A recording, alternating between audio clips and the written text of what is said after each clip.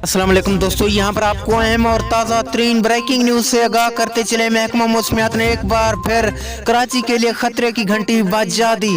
महकमा मौसमियात के मुताबिक बहिरे बंगाल में एक नया साइक्लोन बन चुका है, जिससे कराची को जोरदार खदशात बढ़ चुके हैं। ये कब कराची की तरफ आने वाला है और कितने नुकसान हो सकते हैं, आइए दोस्तों मुकम्मल तफसीलात जानते हैं। लेकिन उससे पहले वीडियो को लाइक करके चैनल को सब्सक्राइब और बेल आइकन को बजा दीजिए, ताकि इस तरह की खबरों का नोटिफिकेशन आपको बार वक्त और सबसे पहले मिलता रहे।